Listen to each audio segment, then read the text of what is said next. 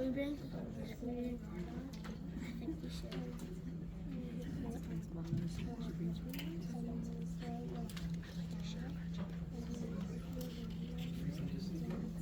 I did it, yeah. I just told you guys. Okay. Come again.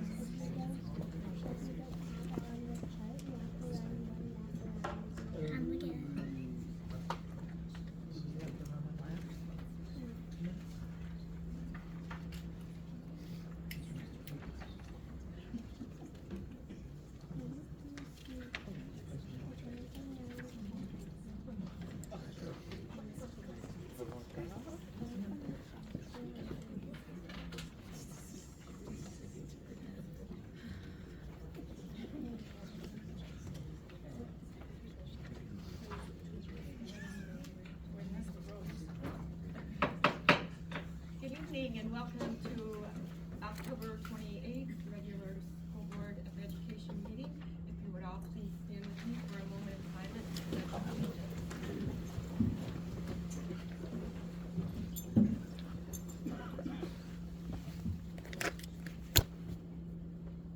Thank you. Pledge allegiance to the flag of the United States of America and to the republic for which it stands, one nation, under God, indivisible, with liberty and justice for all. Okay,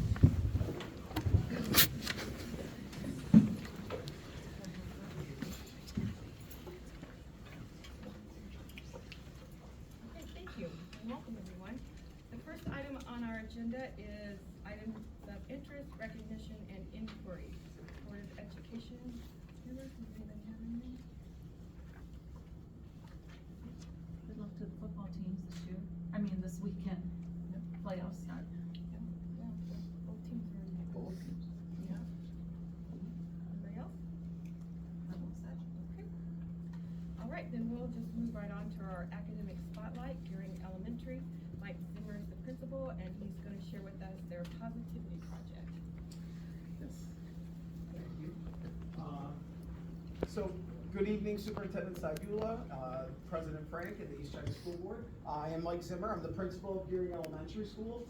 We are going to talk today about our positivity project and our PBIS program that we've built off of that. I'm going to invite the rest of the crew up here. So if I can get my Gearing PBIS committee students, everyone that's part of the presentation, to come on up. Thank you. We roll deep over here, these gators. You're not going to catch us by ourselves. We're going to start with Mrs. Kika Milligan. She's going to get us started explaining the Positivity Project. Hi, everyone. So we are here to talk about the Positivity Project and how we use that to develop our PBIS program for hearing this year. So the Positivity Project is my spiel. And it's a program we've been using at Gearing for years. It's basically a program that helps guide our students to become their better selves. It helps to build positive relationships among the students. The program itself teaches 24 character strengths.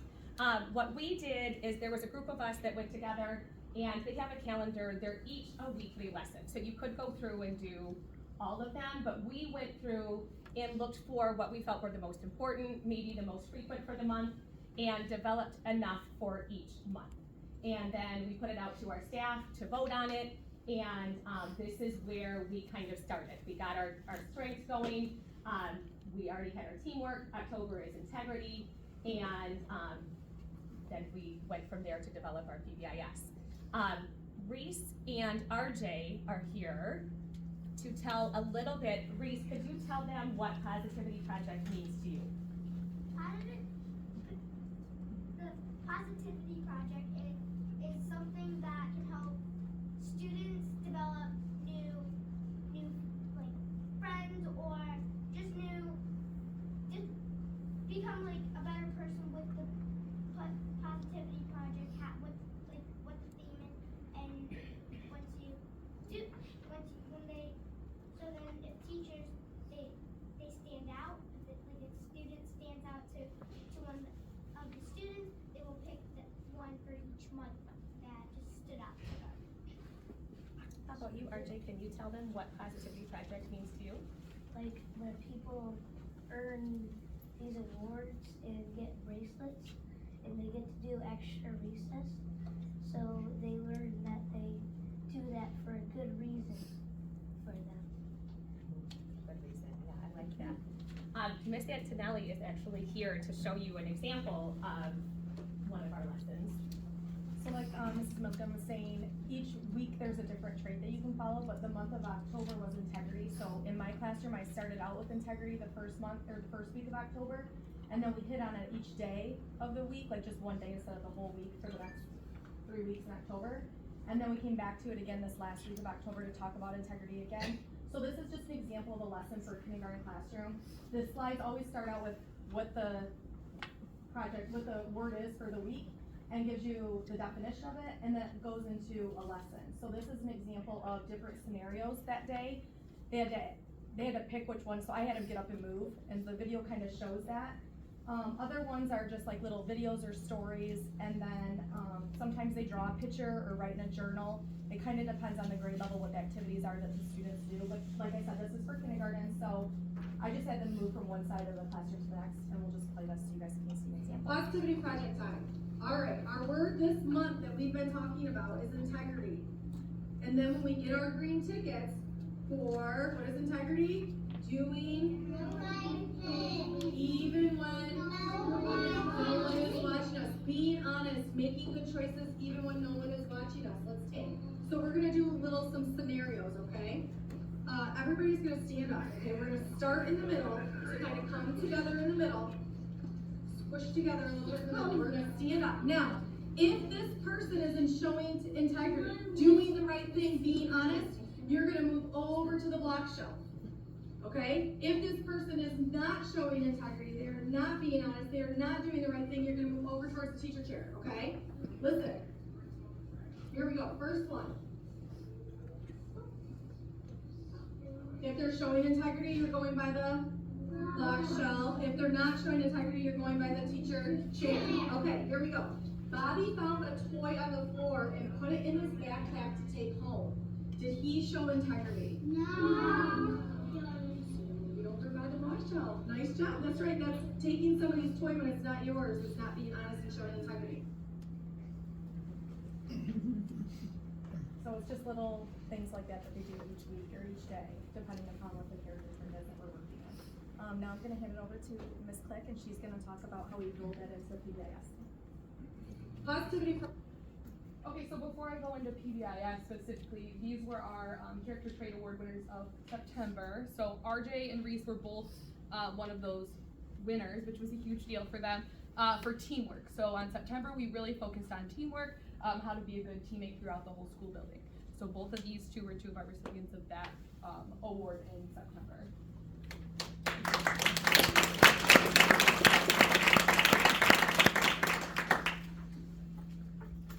Okay, so Gearing's PBIS, we kind of got together as a staff to kind of make our own framework of what we wanted it to look like and how we could get the kids pretty excited and understand the expectations as we go day by day and month by month. So we have, we really were focusing on our school culture and how to change behavior, and also just really focusing on those positive behaviors for the kids.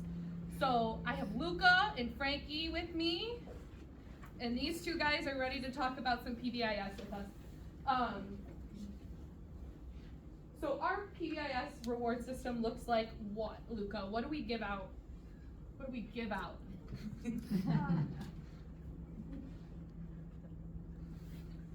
What do we give out? Those green?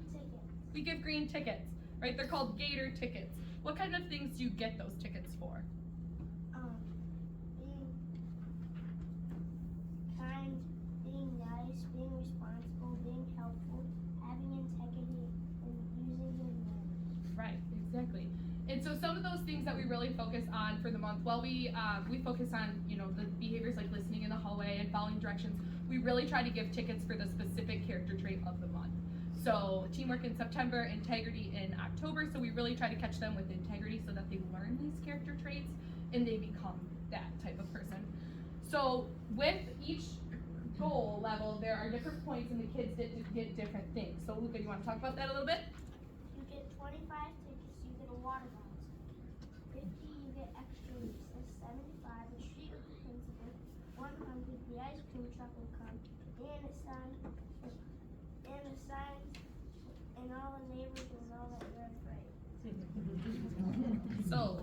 Frankie, what's this big thing right here?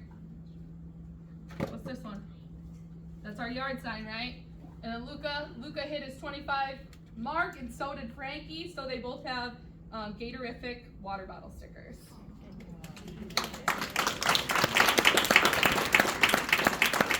So each kid is responsible to track their own tickets. I think we as a staff thought it was a good idea for the kids to be responsible of how they're doing and being able to track their own success so far. So each kid in their green Gator folder has these class tickets. And so every day when they get some, they color it in. So you can see here, like Frankie's got 36 and Luca's got 25. So then they know kind of where they're at and how many they need to go. And you walk around Gearing and you hear the kids like, I've got this many to go, I've got this many to go. And they're just super excited and they pump each other up. So that's kind of how we put the responsibility back on them to track their own tickets. And here's some kids from Miss Milligan's class with their trackers. And then these were the first 3 kids. None of these 3 are here, but these were the first 3 kids to hit any milestone of the year. So we thought it was a big deal to share their picture up here. Okay, so here is Frankie's class, right? Yep. This is Mrs. Brodsky's class, and what are they holding up there? A Gator ticket tracker. For your whole, is this just for you or is it for your class? For our class. For your whole class. So how do you get these tickets for your whole class? Walking in the hallway nicely. Yeah. And lining up at lunch quietly and straightly. Yes, your whole class has to get caught doing the right thing, right? Okay, so how many tickets do you have to get for your class to get a big reward? 15, and Frankie's class hit that 15 mark last week. So what did your class pick for the reward? Favorite toy. Favorite toy. So did everyone bring in their favorite toy? Yep. And then this is a kindergarten class who also, all 3 of our kindergarten classes hit their 15-minute point mark as well. And they all brought in stuffies last week. So this is not just in the classroom, this is a full staff initiative. We are looking for, we have everybody looking for students doing the right thing. So whether it's integrity, teamwork, or what. So we put these classroom tickets and personal individual tickets in the hands of all staff members, custodians, new aides, anybody. So this is Miss Jen, she's one of our new aides, and this is her talking about the class ticket, and we like to often remind students what we're looking for. So we will explain it in the beginning, and that's what she's doing. So I took a picture of her, I believe that was a kindergarten class in the lunchroom, and she's holding up that ticket, letting them know that this is what we're working for, that they were really close, but then they started getting kind of loud, right? So we gotta hold up that ticket and be like, don't forget, you're really close, you're about to earn this, don't ruin it. We gotta finish strong, we gotta line up nicely. So it's great. So it gets buy-in from the whole entire staff. And then finally, at our PBIS assemblies that we have every month, that's where we recognize all these students. Again, we have custodians as well. This is Mr. Ian. So our custodians can leave classroom tickets. When they walk into a classroom, they see it's really clean, they can give it to the teacher. If they see students doing the right thing, they can pass out the tickets. But every month, he and the other 2 custodians, they talk about which class did the best job this whole month, keeping their classroom clean, trying to do their part for our school. And he picked Mrs. Boyd's class, our first month, and the whole class got to have a free personal pan pizza from our partners at Hungry Howie's. So like I said, it's just, it's across the whole school, everyone's in. Kids are loving it. Could not have been done with these amazing ladies right here. And they're fantastic students and all their parents that are so supportive of us at Geary too. So it's been wonderful. Do you guys have any questions for staff or students? This is awesome. Yeah, great. I think I'd like to come. More than welcome. Maybe you both have for a stuffy day. No, bring your favorite board member. There we go. That's what wants to get 15 tickets. Nice those job, for guys. Each month, those trackers, or is it for the rest, or For the the whole whole school year? Okay. So in my room, I do each month, we fill it in at the end of the month. Some do it each week, so it just depends on how the teacher chooses to do it. So each student will have the one that's the, you know, for the year, but once a classroom hits their 15 tickets, is anyone on close to their second one yet? Right? So some classrooms, yes, once they pick the, once they earn that, then they choose another one and they work towards that one too. So extra recess time, things like that, stuffy days, very common. In the kids' individual one, Luca can kind of answer that question maybe, but at the big end is the 100 and it says, you did it. That's our big end goal, and what is that again? The ice cream truck will come and a yard sign.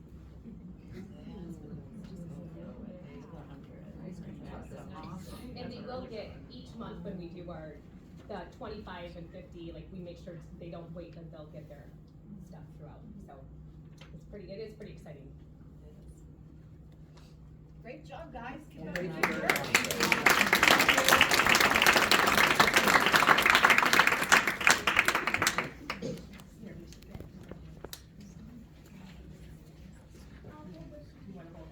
You guys are doing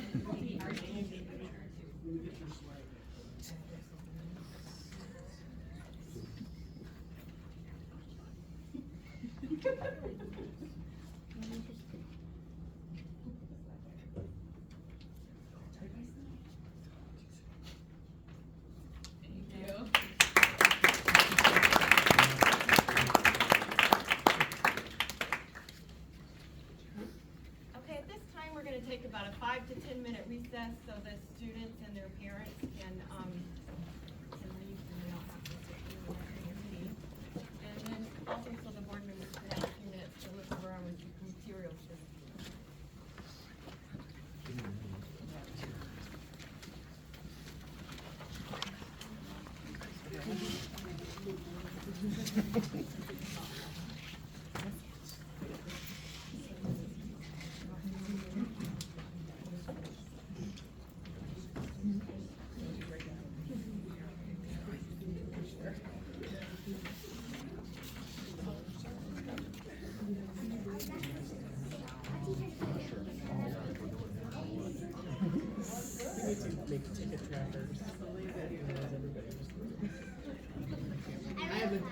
I have the ticket. You guys told me there? Sign her about that.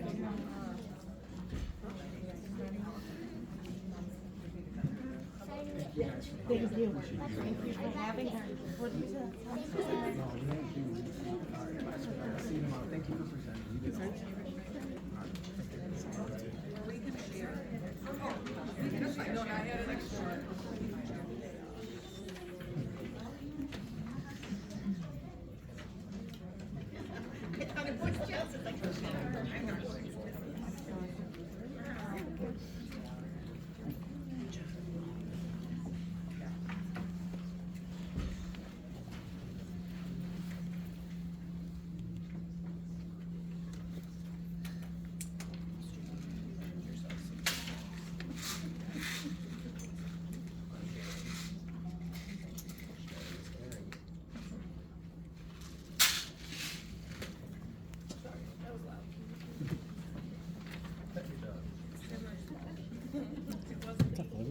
How's it going?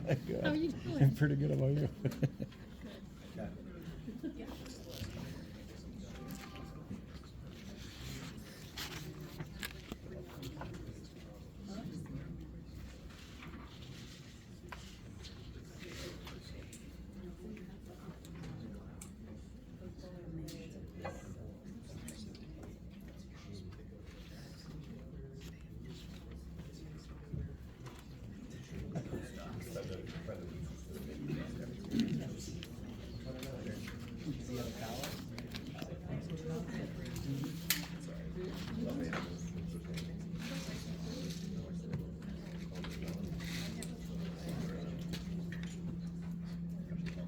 Is the district recording this meeting tonight?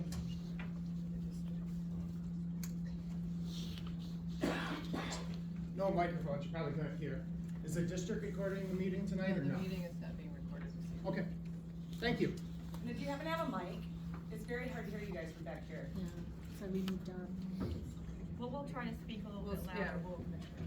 Sorry.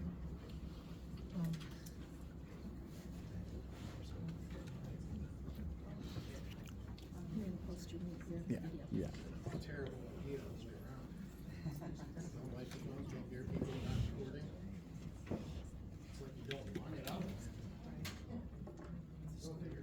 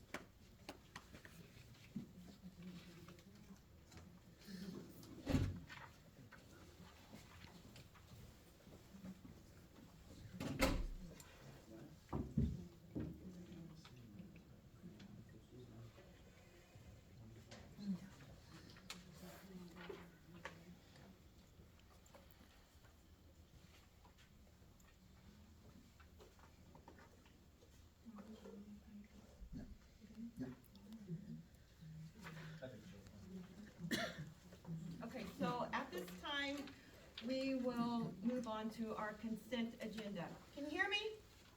Yes, thank you. A motion is needed for the approval of minutes, regular Board of Education meeting, September 23rd, 2024.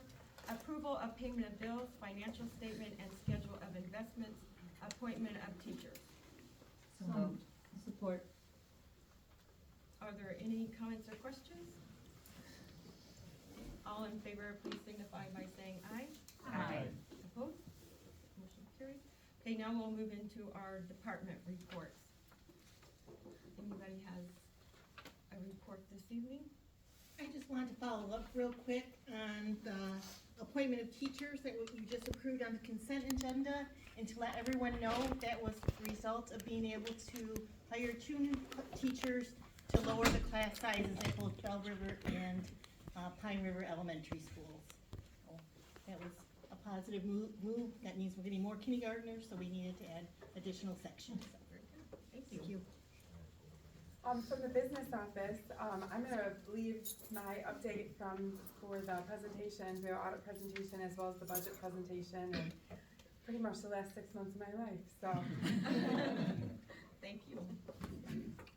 From curriculum and grants, I wanted to provide an update that we've started our review process with the state of Michigan related to our title programs, our homeless programs, and our ELL programs. We've done Bell River and Gearing Elementary for the site reviews. Those went really well. And then toward the end of November, we're going to complete the district review. And then our state consultant and her team will be back out in March for a highlight presentation related to what we have going on in the district. So just wanted to let you know. Great, thank you. You bet.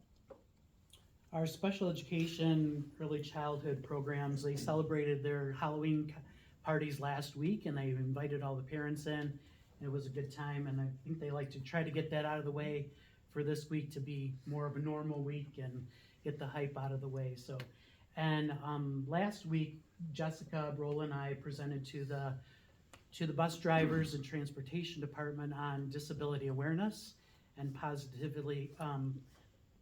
behavior supports, and it went very well, and I think it was a great opportunity for us to share with them a perspective that they don't know about. And also we have crisis prevention training tomorrow at the Innovation Center. Very good. Kirk? We started the bidding process for the St. Clair River Elementary construction.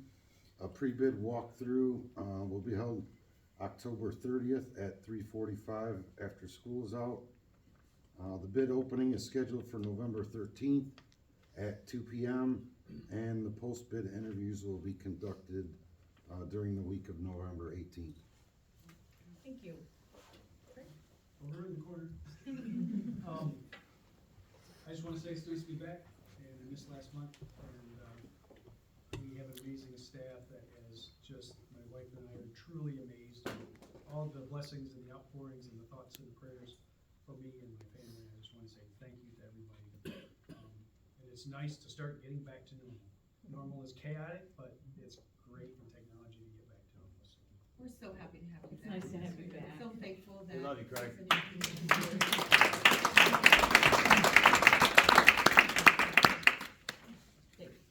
From Safety and Security, I have nothing new to report this month. All right, okay. So then we will move into our committee reports. The only committee report that I have is that there will be a policy update that you'll be taking action on later in the meeting, and I can provide a few explanations as to the revisions. Most of them were just technical or language changes, but we can go through those. That's it for now. I attended the St. Clair County Association of School Board Executive Council on October 9th. The dates for the future meetings are going to be December 11th, May 4th, but our general membership meetings will not be attached with the Tech Open House, so we'll be able to park. So that'll be March 4th. Scholarships were discussed. We'll probably have 7 of them, and the applications were to be sent out by October 14th, and I see that they have been. The Woodlands Art Show is at the Port Huron Museum, and it's a great way to see the students' work up there.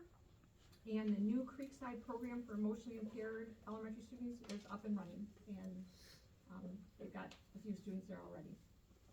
That's all. Okay, great, thank you. Okay, moving right along into our information and discussion items.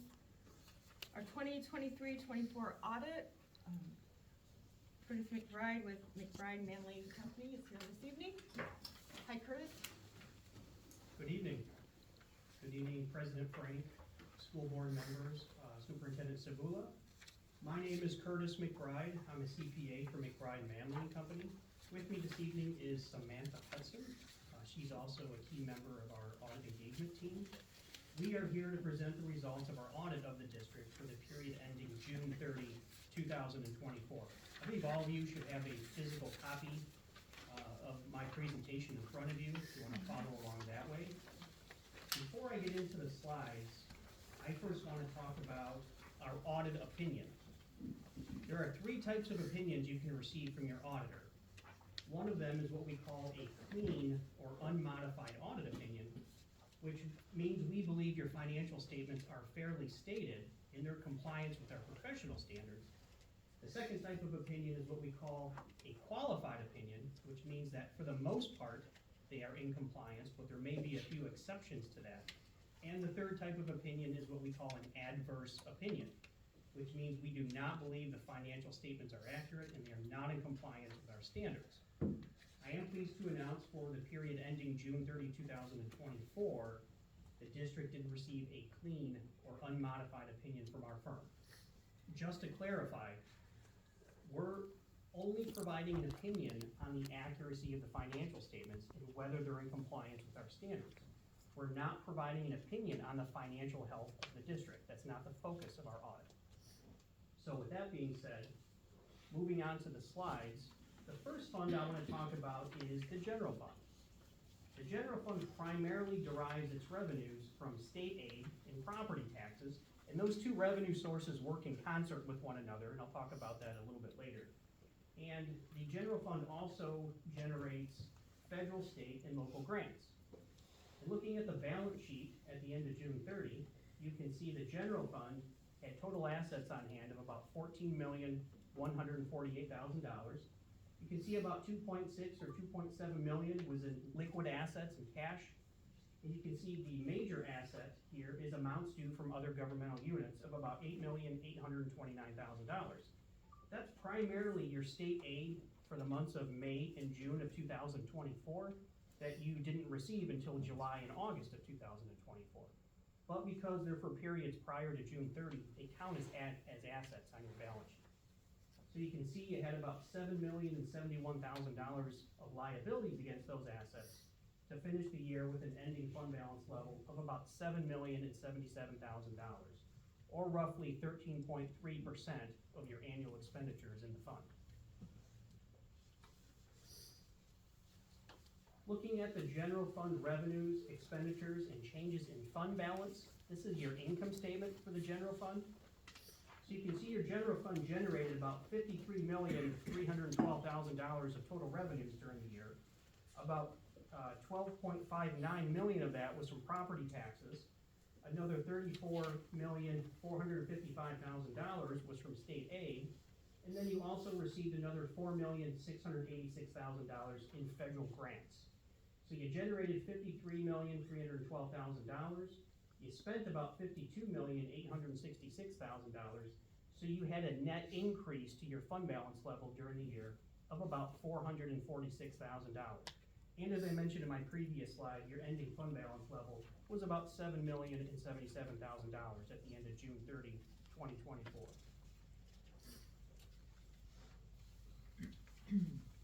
Looking at the general fund revenue by source, comparing 2024 to 2023, you can see total revenues went from about $50,215,000 in 2023 to about $53,312,000 for 2024.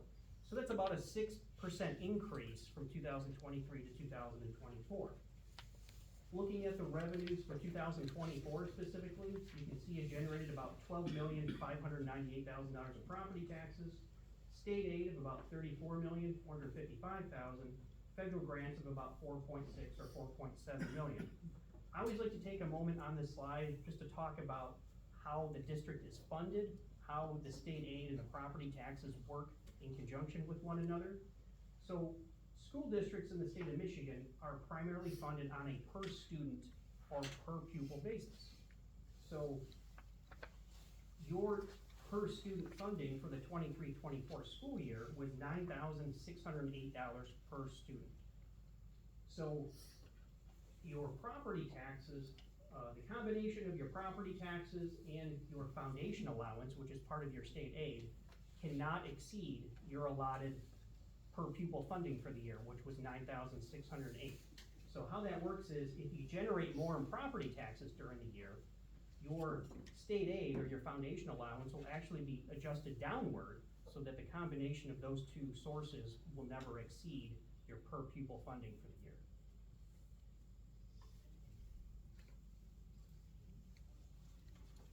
In looking at your general fund expenditures by function, again comparing 2024 to 2023, you can see you spent about $50,526,000 for 2023 and about $52,866,000 in 2024.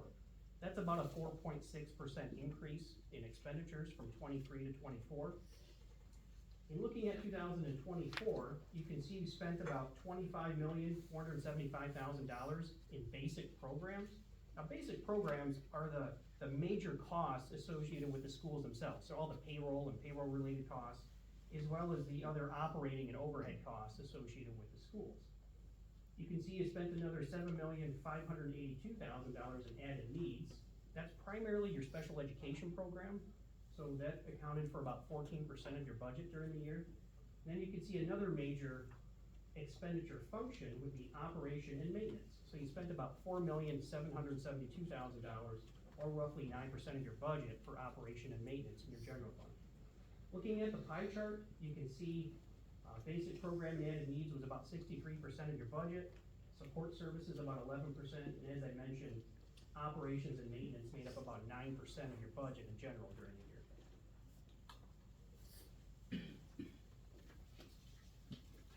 In this next slide, we're looking at the 10-year historical revenue and expenditure trend for the district. So we're going back to 2015. You can see with revenues on the left, you generated about $39.73 million of revenues in your 2015 school year. And really that remained pretty stagnant all the way through 2020. And then you see an uptick in revenues for the school year 2021. That's not coincidental. Obviously that lines up with COVID. The district, as well as other districts throughout the state, started receiving COVID funding in the 2021 school year. And you can see a similar relationship here with expenditures.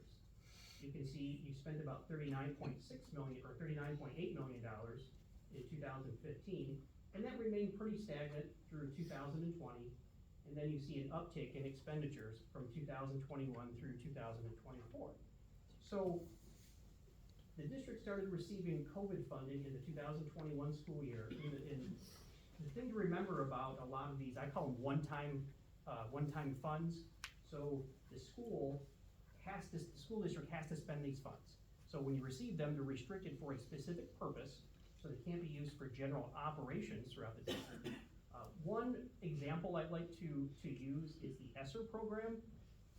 So the ESSER 2 and ESSER 3 program was going on during the 22, 23, and 24 fiscal years. And so the district received about $2.6 million in ESSER funds during the 23 and 24 fiscal year. That program didn't exist back in 2015. So that's $2.6 million that the district received in ESSER funds that weren't there in 2015. And as I mentioned, that ESSER program, those funds can't be used for general operations. It's for a very specific purpose. The ESSER program focused on addressing learning loss as a result of COVID. So I know professional development was also an allowable use of the ESSER funds. Hiring support staff, mental health services was also a big focus of the ESSER program. And then of course, repairs and maintenance and other infrastructure costs associated with reducing the risk of virus transmission throughout the district. Those were some of the allowable uses of the ESSER program. And the ESSER program expired September 30 of this year. So you had to have those funds committed by September 30. That's not gonna be an ongoing program for the district. Another example is the district received about $4.7 million in 147C funds. This is to help fund the pension. So you received about 4.7 million of that for 2024. Back in 2015, you received about 1.9 million for the pension. And the thing to keep in mind about these funds is that the district receives them, and the district has to then turn around and fund the pension with this money. The district cannot keep these funds, and they cannot be used for general operations.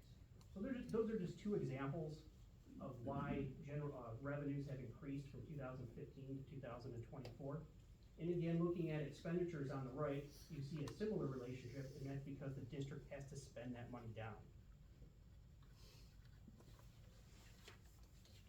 In looking at the general fund financial data compared to other Michigan school districts, this information is actually obtained from the Michigan Department of Ed Bulletin 1011, so it's actually published.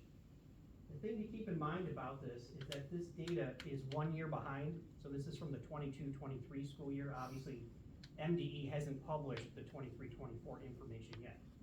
So in looking at this, in my opinion, one of the most important pieces of information that can be gleaned from this is about 3/4 of the way down, you can see your total fund balance as a percentage of total expenditures for your general fund finished the year at about 13.386%.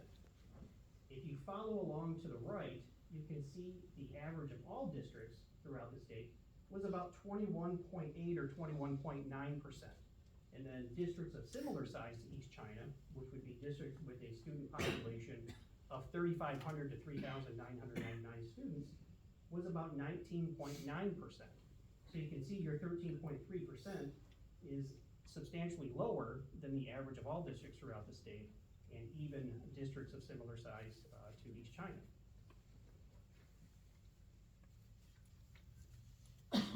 The next fund I want to talk about briefly is the debt service fund. This fund derives its revenues from property taxes. There's a tax millage for debt service, and that is to pay off the outstanding bonds in the district.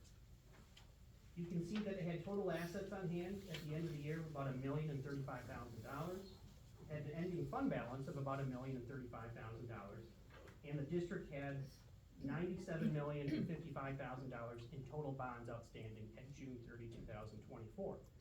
That is comprised of 3 bonds. So you have the 2018 Capital Projects Bond, which matures in May of 2025. So that'll be coming off your balance sheet in spring of 25. And then you have your 2020 School Building and Site Bond and your 2024 School Building and Site Bond, which both mature in 2048.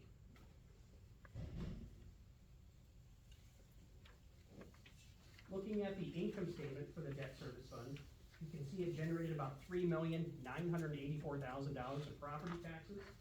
It had another $139,000 in investment earnings, so it generated about $4,123,000 during the year. It spent about $4,060,000. Those are the debt service payments, the debt payments towards those 3 bonds. And so you had an increase to your fund balance of about $63,000. The thing to keep in mind about the debt service fund is that its fund balance level is restricted. The fund balance has to stay here in the debt service fund. It can't be moved over to general. The money here cannot be used for general operating purposes. It has to be used for the payment of those 3 bonds. The last fund I want to talk about briefly is the 2020 Capital Projects Fund. There's also a 2024 Capital Projects Fund, but I'm not focusing on it in my presentation, and that's because the district hasn't started spending those funds down yet. But it did spend down a significant amount of the 2020 capital projects. So you can see it had total cash on hand of about $19,823,000. Those are the total assets. It had obligations against those assets of about $8,645,000 to finish the year with an ending fund balance level of about $11,178,000.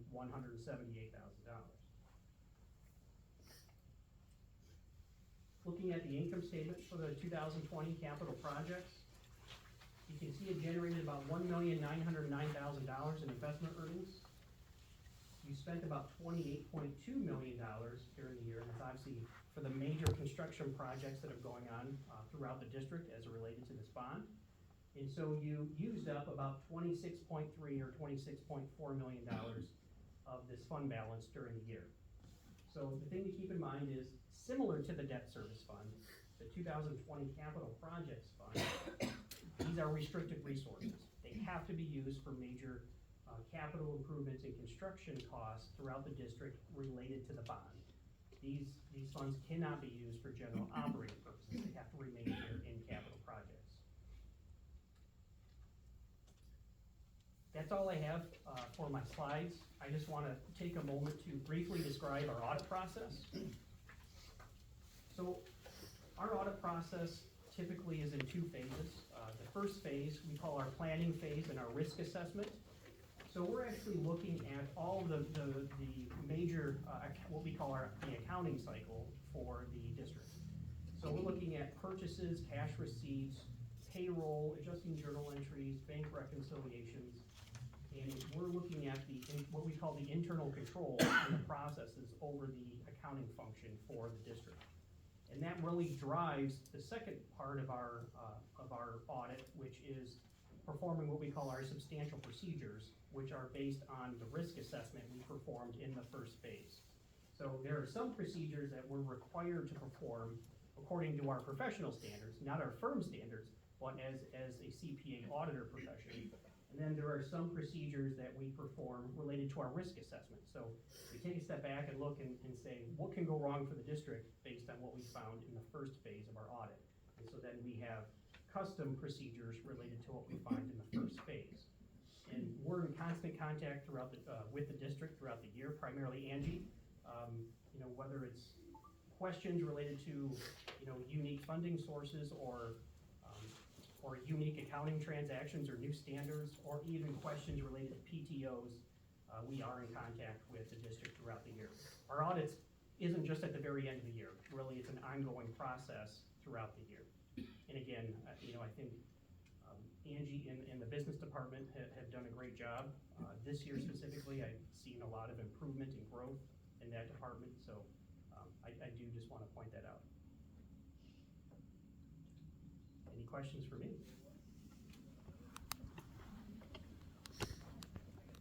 You're very thorough, thank you. Thanks, Curtis. Thank you for your time. Okay, our next item is our bond 2020 update with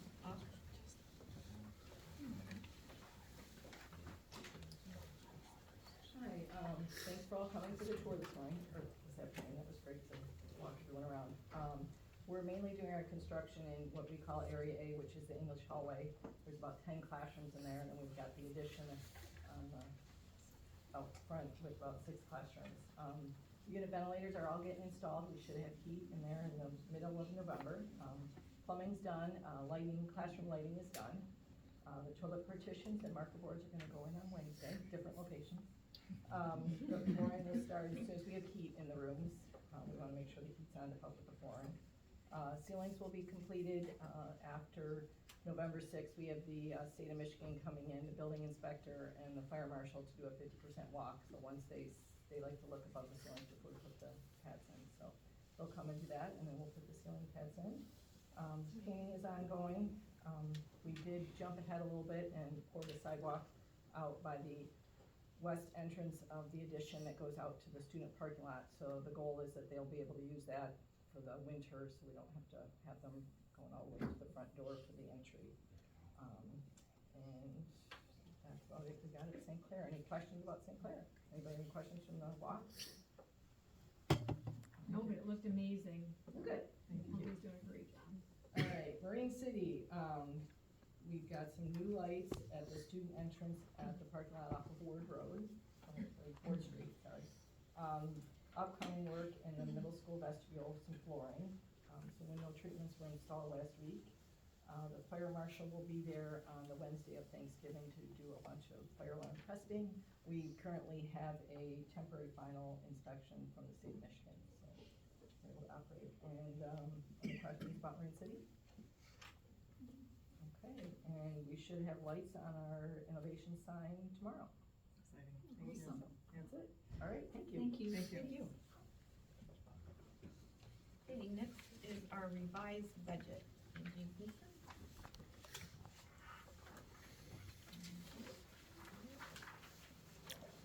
Good evening.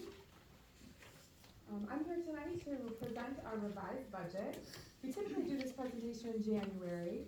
However, with the new state aid budget and the completion of the final audit, we believe the impact on our financial picture was enough to warrant an earlier revision. The focus on this revision is both on revenue adjustments as well as the coordinating grant expenditures. So we're going to start with the revenue. As Curtis mentioned, we get them from 4 sources, local, state, federal, and then there are a few other transactions. We had a slight increase in our local sources, about 0.96% increase in taxable value. Our local sources come from our operating dollars, so those taxable values are commercial personal property, which we levy 6 mil on those properties, and then 18 mils on that non-primary residence exemption properties. And then moving on to the state sources, this is where we made adjustments for our foundation allowance. It was adjusted to reflect the current enrollment, and then of course, in the original budget, we had planned on a $241 increase per pupil, which did not happen when the new state aid, or the new state budget passed. So we made those adjustments as well. We increased our 147C mixers to align with our current contractual agreements. And then adjustments were also made to the unrestricted revenues as well as the 15 restricted state categoricals to match the carryover and the projected 2025 projected amounts. And then moving on to federal sources, title grants were adjusted to include the prior year carryover as well as a guaranteed 85% of what our award was from last year. The award amounts for fiscal year 25 are not available yet. And then ESSER grants were balanced with fiscal year 24. We had about $130,000 left to spend through the end of September. And then IDEA grants were adjusted to reflect prior year carryover and our new award amounts. And the other transactions, those are basically adjusted for the prior year actuals, and then until we receive the 25 awards. And then we did not include any food service indirect costs. That's normally where that falls. Those are yet to be determined. So our revenue does reflect our total carryover and the new year awards. I do anticipate some of this revenue will get carried over to fiscal year 27 based on our plan and how we spend along. But my intent in this revision is to show the total resources that we have available for the year. Angie, Yes. can we ask questions now or do you want to wait? No, go ahead. Okay, so we did have an increase in state sources. Did we get more kids because if they decreased? We got more kids than what I had budgeted for. Okay. Yes, I had planned on 175 kindergartners, and what are we currently at? 205. 205, okay. I Okay. thought it was like about 30, 35 That more than. makes sense. It makes sense, Okay, yeah. thank you. Yeah, thank you. Okay, so then moving on to expenditures. And again, as I mentioned, the only adjustments we made in expenditures this go around is to balance out those restricted grants. So the grant awards that we receive that, have to be spent in order to receive them, those are the only changes you're gonna see in our expenditures. I'm gonna go into a little bit more detail on these on a future slide, but. Okay, so this is what our revised budget looks, the revenue to the expenditures. So again, that first column is our audited actual. Fiscal year 24 ended with $53,312,331 of revenue, and then $52,866,600 $611 in expenditures. As Curtis mentioned, we put $445,000 into our fund balance, leaving us with just over $7 million. And that percentage is 13.39%. And just a reminder, that calculation is what our fund balance is in comparison to our expenditures for the year. That's how you get that percentage. Okay, and the original budget, if you remember in that presentation, I mentioned that there is revenue that is not accounted for or not reflected in the original budget. I wasn't comfortable, we didn't have award letters or our planning, the state aid budget hasn't passed. So there were a lot of things that were not included in the original budget. Of course, we go on assumptions that early in the game. So here we are with a little bit more information, cleaned it up a little bit, focused on the revenues. We still dip into the fund balance a bit, but $809,121. So our percentage fund balance to expenditures drops down to 11.7%.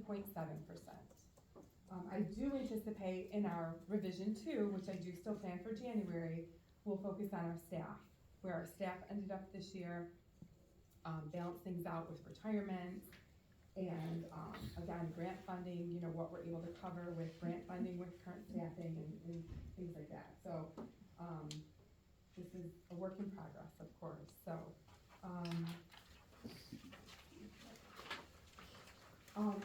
the one thing that I wanted to link in as it's related to our budget, Mrs. Saibula and I presented at 23 different meetings within our community to talk about our building and sinking funds. And there were 3 common themed questions that came about really related to our budget. And so one of them was, doesn't the district have enough money to cover these types of things? And the bond just passed. What are the needs now? And then also, where did the 2.75 mils come from? So I wanted to review some of that information in the next few slides related to those themes. So, again, this is our 2025 expenditures. I put them into a pie chart so you can see that that blue section is 85%, and that is our salary and benefits. And then the chart at the bottom, I know it's probably really hard to see back here, I can barely read it, but that first column is the total expenditures, just broke down by salary and benefits, purchase services, supplies and materials, capital outlay, and other expenditures. So again, that total of $53 million for fiscal year 25, revision 1. All right, the next column, I thought it was really important to break out the state and federal restricted dollars. Okay, so of all 5 of those areas, $7.5 million is restricted, meaning that we can only spend it to the plan that has been approved. All right, so really, when you look at our total general fund after the restricted dollars, the total is $45,952,667, and $40.5 million of that is salary and benefits. So the difference that we really have as say discretionary fund to use within all of our departments is just over $5 million. Right? And then some points that I want to make about this is that the East School District, we're providing education to the largest number of students in the county outside of Port Huron, of course. We've made, when we make educational investments and investments in our facilities, we have to reduce our fund balance typically. And then the fund balance is essentially what the district has as savings.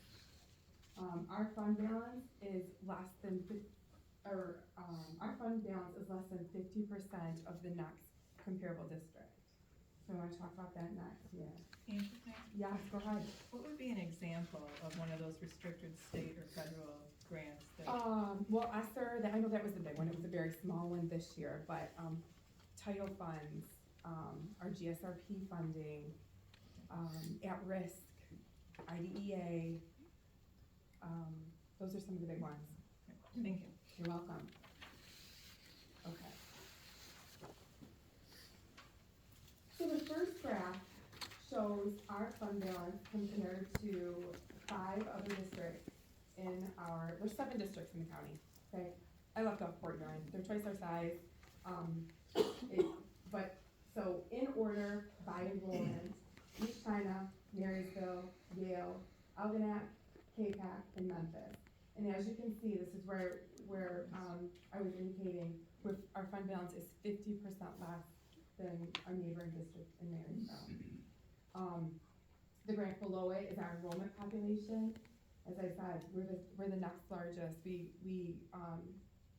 service the largest district aside of Port Huron at 3,687 students. One point I want to bring up, and this is always the one that reminds me when I see that enrollment number, because it's lower than that right now. When I pulled this data, I wanted to pull the audited data from fiscal year 23 because I knew that it was good, it had been reviewed, it wasn't a projection. These are the most factual data that's out on transparency right now. So that's why I pulled fiscal year 23's data. So again, back to our enrollment. 3,687 in fiscal year 23, and then Marysville drops down to 2,546, Yale at 1,755, Algonac 1,360 students, and then there's a huge drop when you get to K-Pac and Memphis at 741 students and 737 students. So in relationship to the fund balance, and if I didn't say it, I don't think I said this on the last slide, is that when we have a repair or when we have an emergency, we end up going into our fund balance. That's our savings account. So a thing to keep in mind is that our fund balance is critically low, and when we're dipping into that, we're divesting from our student needs. Some of our added needs that we've had since COVID, I've listed up here in the gray box. We've had 135% increase in IEPs since 2019. 134%. So that's double plus almost a half again. So that's a huge increase. We've added campus security. We've added campus social workers. Some of our additional funding that we've received, we've invested 32% into pre-K through kindergarten to help them with learning loss and getting caught up over these COVID years. We've invested in social emotional learning. And then we've also made a huge investment to our curriculum supplies that had been without support for a few years. So. Were there any questions on that before I finish on this one? Okay, this one is protecting the educational environment and safety. And this was our initial needs assessment when we really looked at our three areas for an opportunity with that building site sinking fund.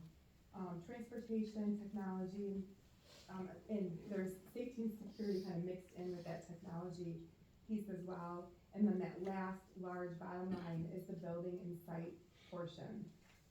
So just as a reminder, East China School District services 214 square miles. We have 7 instructional facilities. We have 13 supporting structures, 22 fields and tracks, and then we have a fleet of 35 buses. So when we look at, these are the dollars that come up with that $6 million that the 2.75 makes up. So real quick, I am not going to go into the detail, but I just wanted to show you for transportation, which is our buses. This is our fleet of 35 buses. The sections to the right are, we bought our buses in like groups of 35 with a bus bond. So the first bus that we need to replace needs to be replaced in 2026, and we need 3 that year. We're anticipating that the cost of a bus is about $141,000, actually $141,750 to be exact. And And then for our projection, I increased by 5%. I'm not sure that that's enough, but I wasn't comfortable leaving it at the same amount either, so. We've increased by 5% each year, replacing about 30 buses of the 35 fleet, and this equates to the $534 that we would need annually to plan for replacing our buses.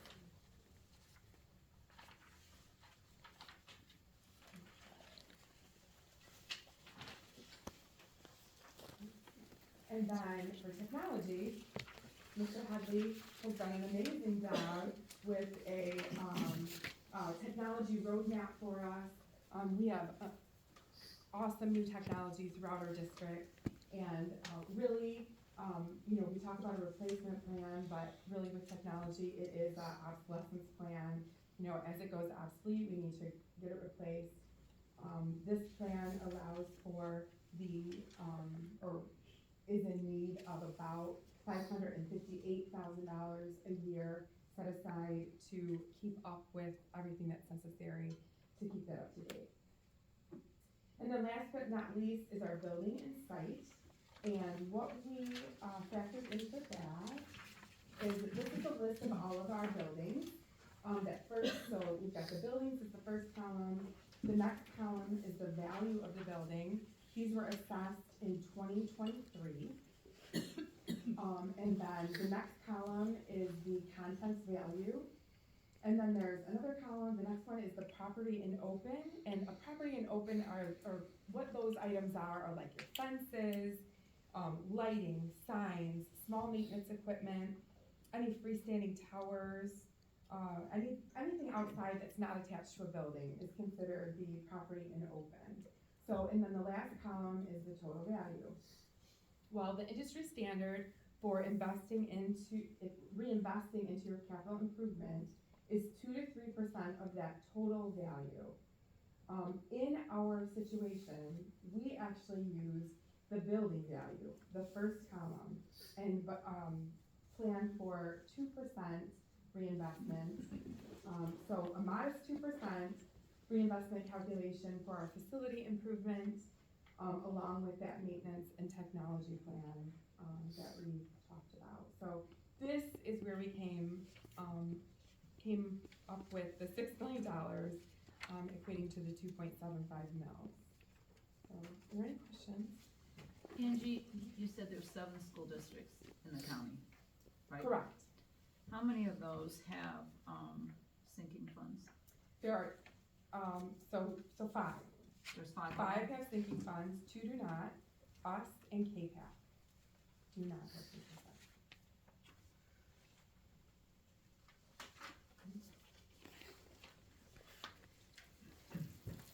Okay. Thank you for your time. Thank you. I have any questions. Thank you, Angie.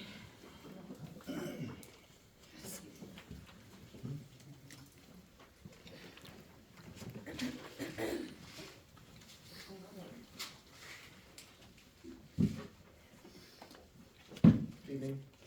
I just have an item for discussion, the purchase of Inventum Exact Path student licenses.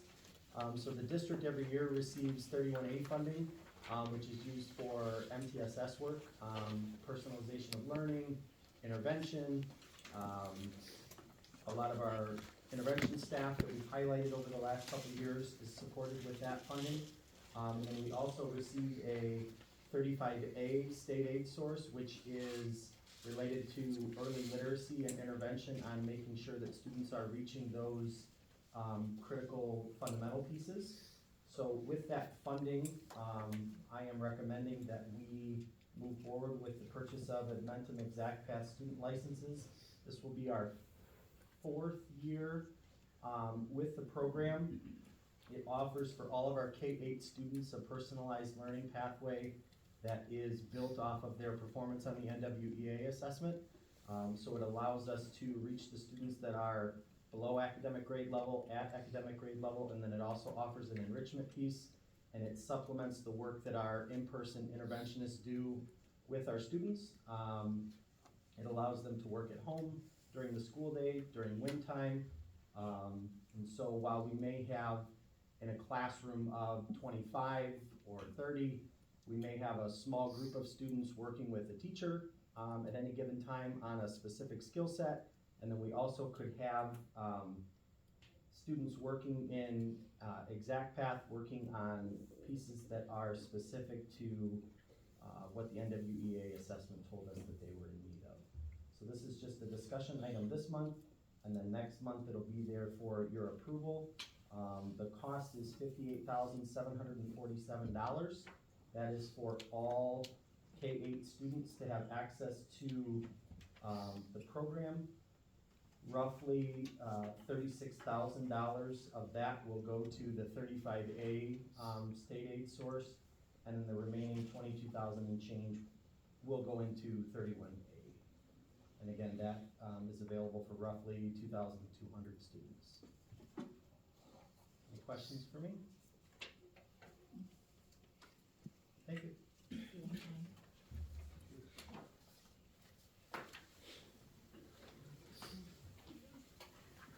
Okay, our next item is Employee Appeal 2024-01. Is Ms. Gardner here? Did you want to say something? What do you want me to say? I have not prepared anything. I'm just asking you if you had one. I have a lot to say, but I would rather say it when I can write it out and be prepared. I was just notified of this 2 days ago. Okay.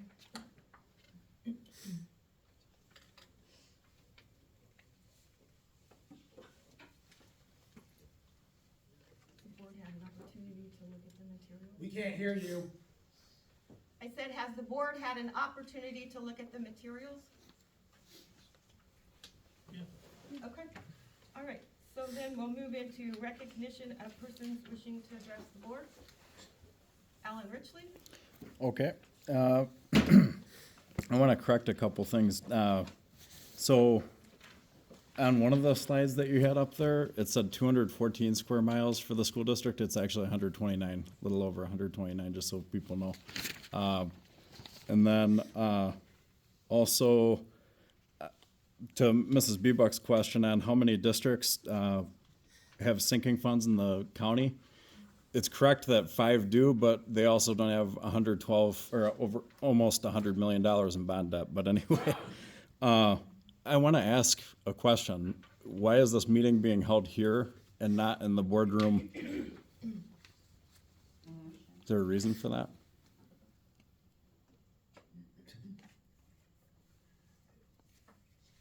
Anybody? The reason the meeting is held here, just like the last meeting was at Marine City, is so that the board would have an opportunity to view the improvements that the bond has completed. Please continue. Okay, I think well, I understand that, but I'm just gonna say that I think that should be done on your off time, and well, I'm saying that because it should be recorded. People have a right to. I think you're recording it. Well, yes, but you guys pay Channel 6 to do that. But anyway, I'm here to speak further on the sinking fund tax increase being proposed on the November 5th ballot. I want to focus on some interesting facts. The average increase in taxes per zip code, according to Zillow, would be anywhere from $290 to $480, and that's just the average. And I would also like to point out that the district still has millions sitting in their sinking fund currently, which is interesting. That wasn't on the audit presentation or the budget presentation. But anyway, there's no detailed plan to expend these new funds if you're lucky enough to get them. But the fact is you can't name one thing that they would use that sinking for other than possibilities. School district voters approved over $112 million bond in 2020 to fully update the school district buildings and infrastructure, giving the district the highest amount of bond debt of any surrounding district. It's indisputable fact.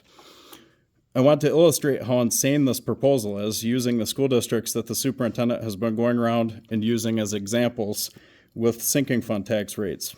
I added up all of their tax revenues according to their L-4029s, and any person can do that. And I urge people, correct my math if you disagree, but I just do it for yourself. Do your own research. Don't listen to them or me.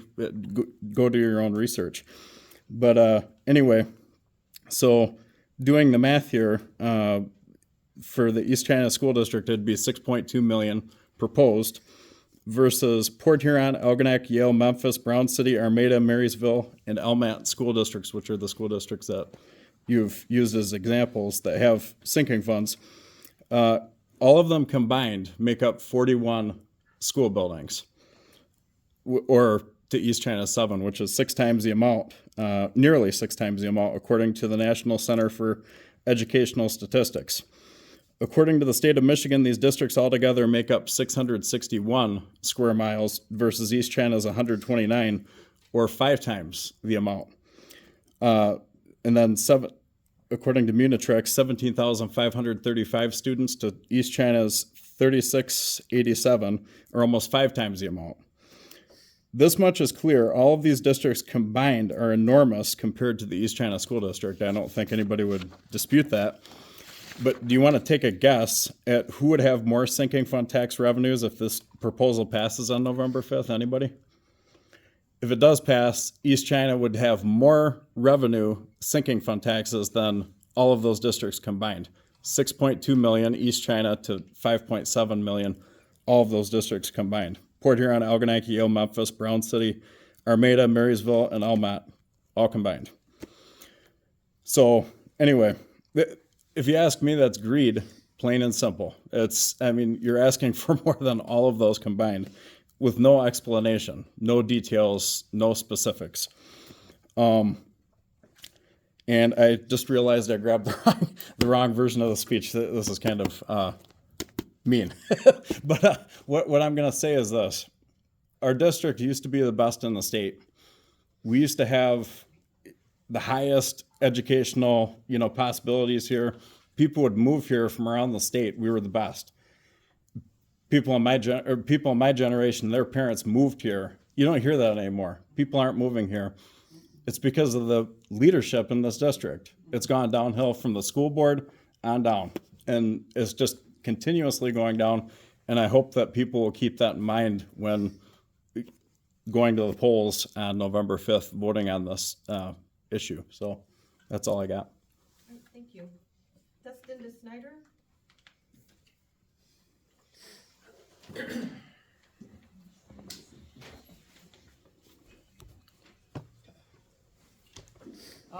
My big thing tonight, central office, Meisner Road, where you guys work.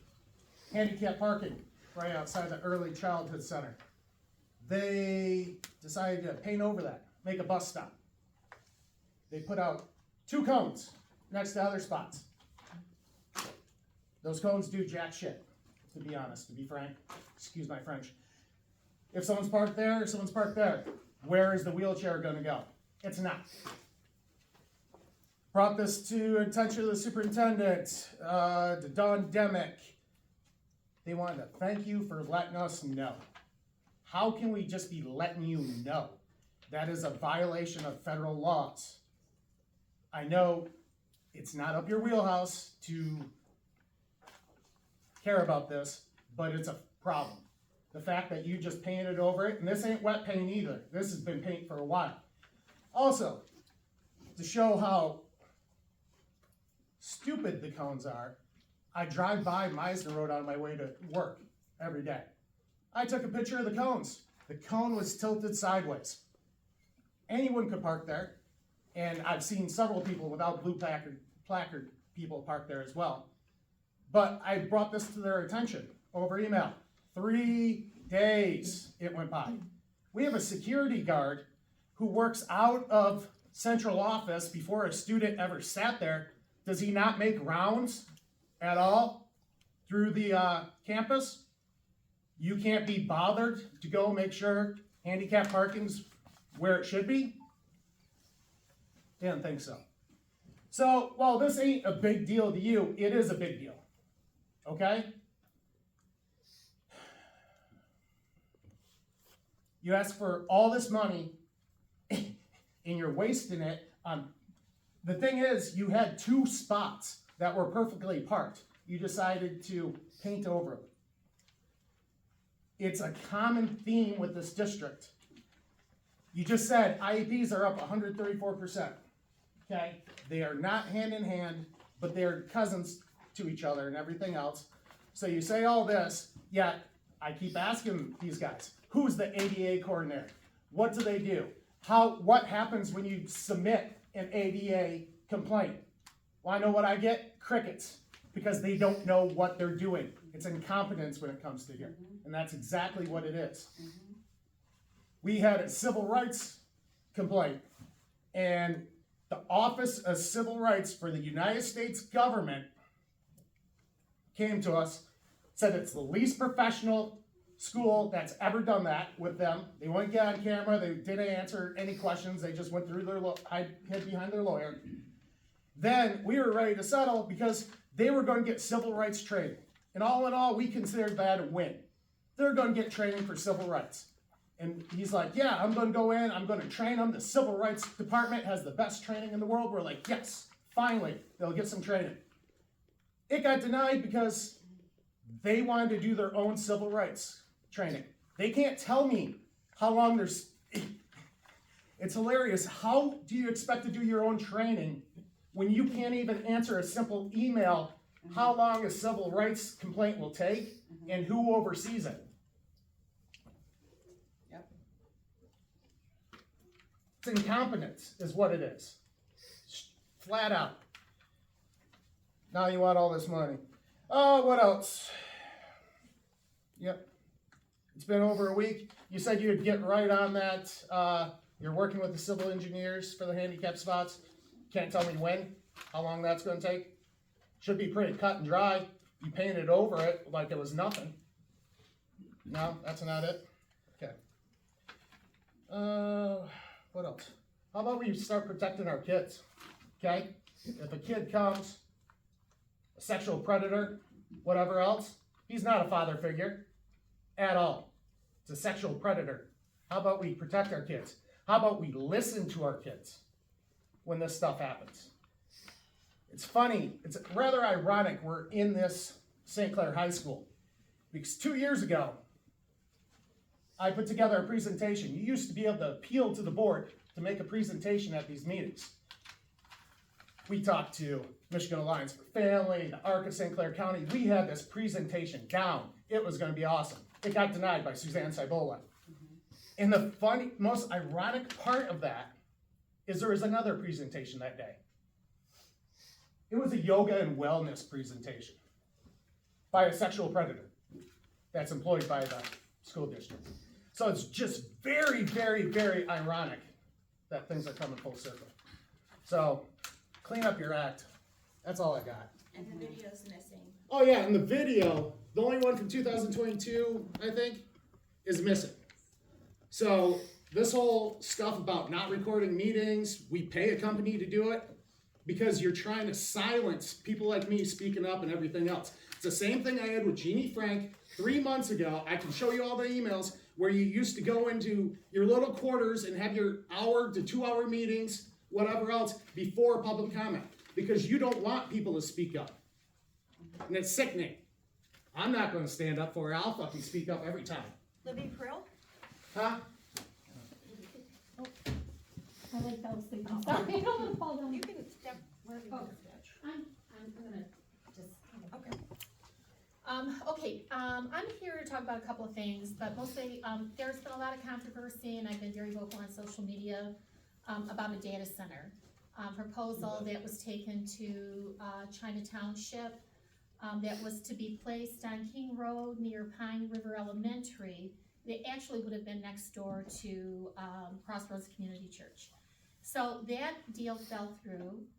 We heard different versions of the story, but apparently, what I'm hearing from probably the most reliable source at the county level, was that DTE pulled out of that deal because they were seeking a larger opportunity. So now they have entered into a new deal, which is involving the EDA, of course, and they are under a non-disclosure agreement for a top 5 company, so we're talking about an Amazon or Microsoft type company. They are hoping to close negotiations in 2 to 3 weeks. It will not be on the property on King Road, it will be on DTE's property, where many of us who recognize that, you know, we probably gonna be saddled with this, and I don't see how we can fight it, okay? Data centers, they're coming.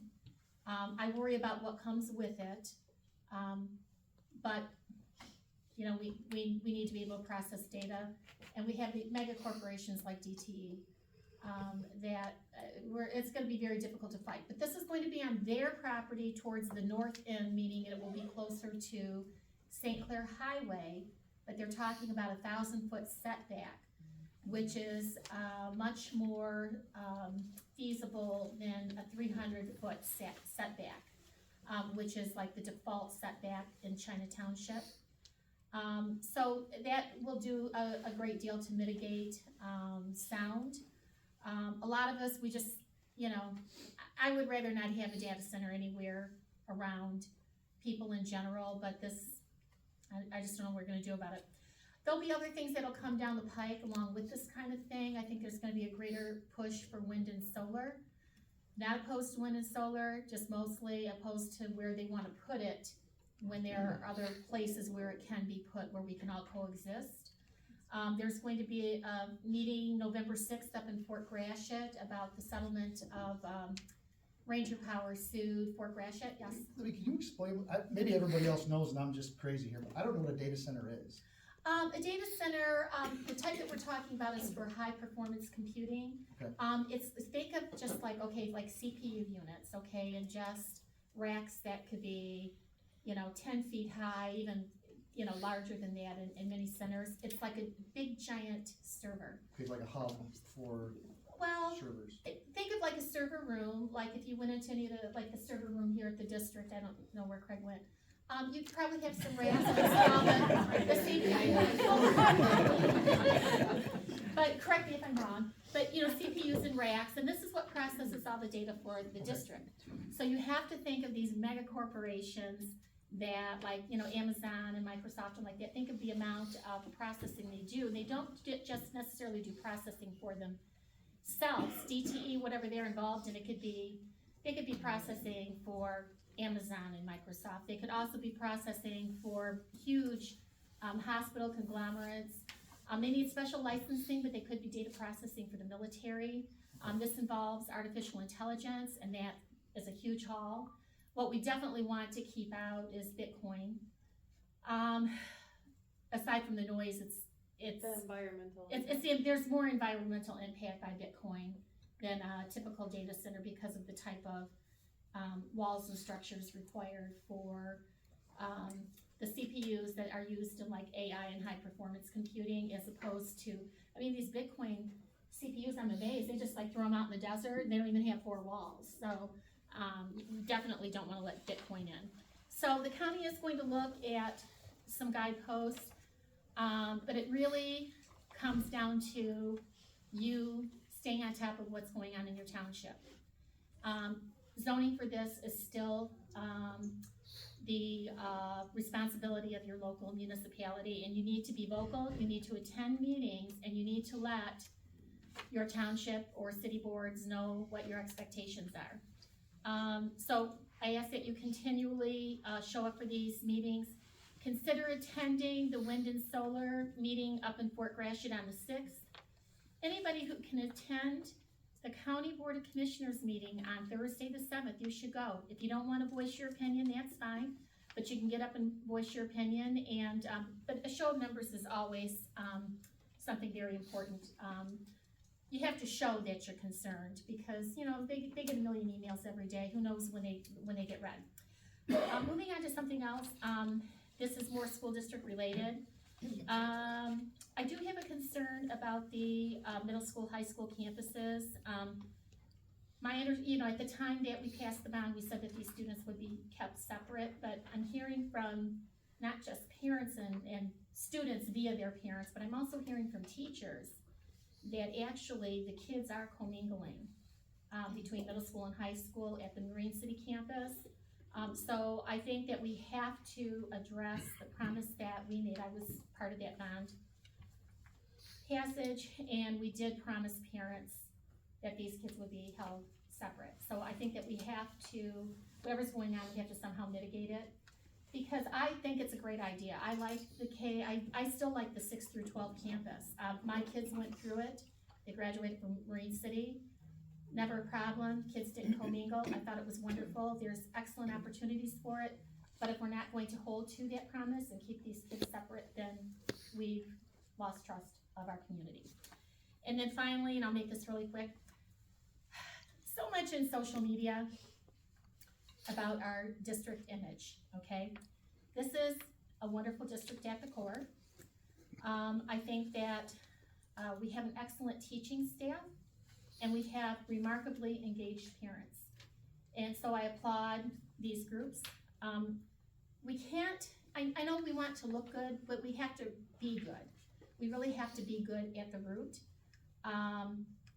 But I still go back to that image, and part of being good, we have to make sure that we are communicating. We need to be open and transparent between the community and administration, and that's a two-way street. I mean, the community has to reach out to administration, but administration has to be more forthcoming, in my opinion. And I know that that's very difficult.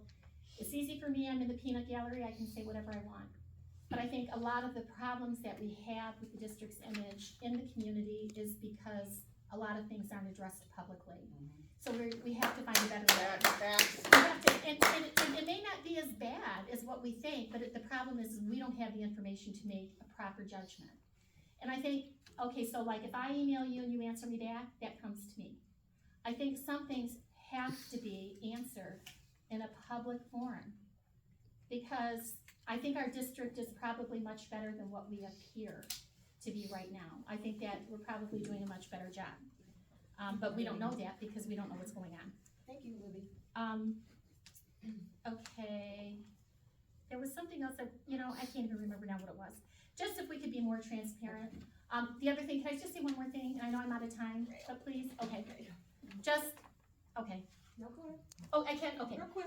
I just think too that, we've heard different things from different teachers. We all have to support each other. The teachers in the community, you have the support of parents. And I think for the most part, you have supportive administration. Teachers also have to support teachers.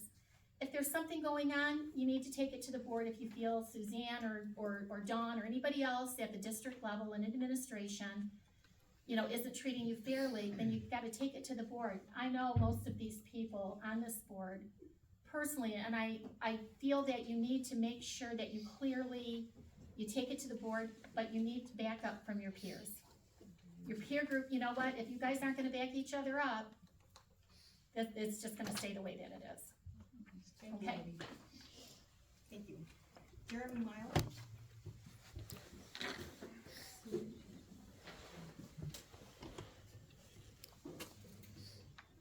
Hi everyone, Jeremy Miles, 6393 Indian Trail.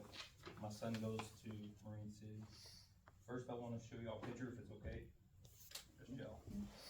Show y'all what bullying looks like under the skin. I think there's a disconnect.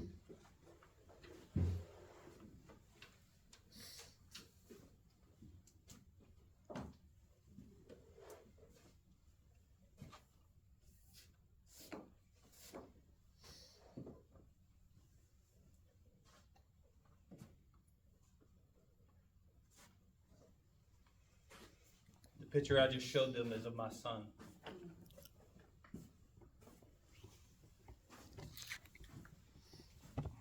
I want to bring up an issue that we're having in our schools, and nothing is being done to protect our young adults.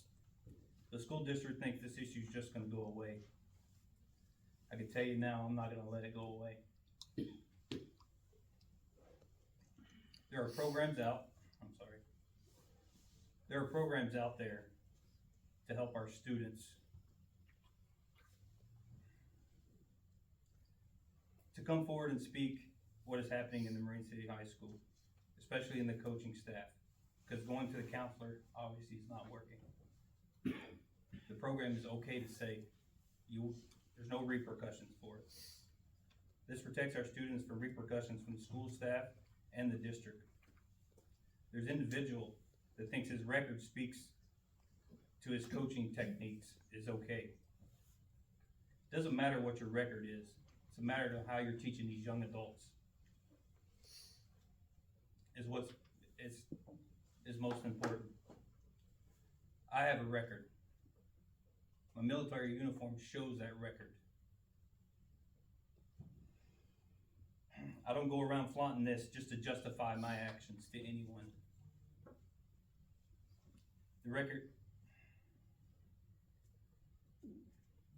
That record is the reason most people go to their jobs every day. I'm not proud of this record, but it's there. I would do it all over again so my family and people like you can go to work every day if you're a parent, a friend, or a colleague of this individual.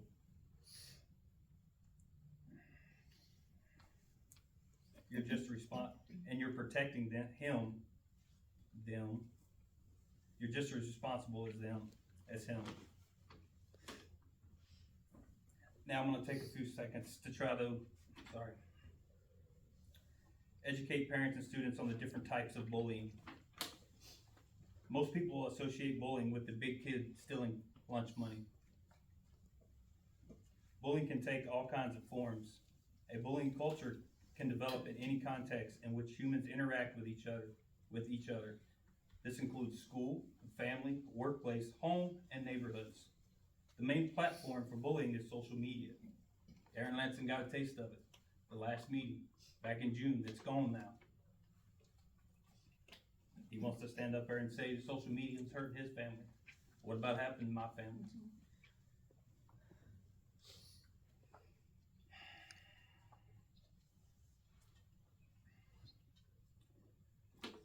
One type of bullying is verbal bullying. Bullying that uses words, statements, name calling to gain power and control over a target. Typically, verbal bullying will use relentless insults to belittle, demean, and hurt other people. They choose their targets based on the way they look, act, or behave. It is common for verbal bullying to target kids with special needs. Verbal bullying is often very difficult to identify because the attacks almost always occur when authority figures are not around. As a result, it is often one person's word against another person. Additionally, many adults feel that things people say don't impact others significantly. Y'all seen the picture. As a result, they usually tell the victim of bullying to ignore it.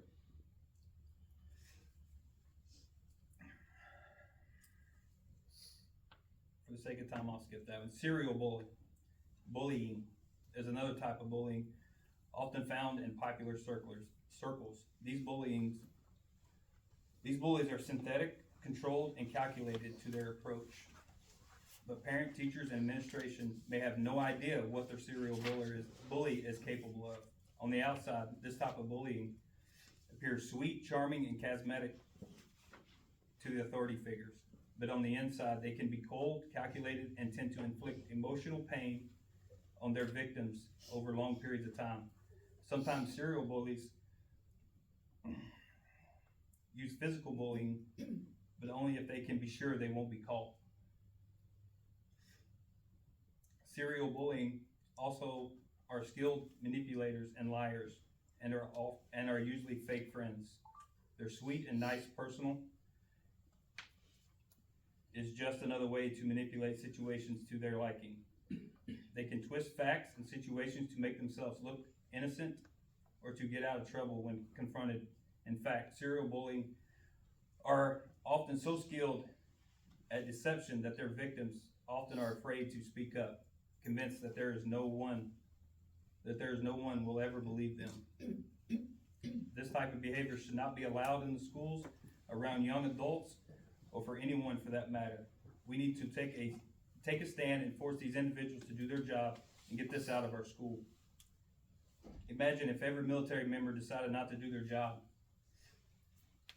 for the fear of the community, what the community would think. We wouldn't be a superpower right now.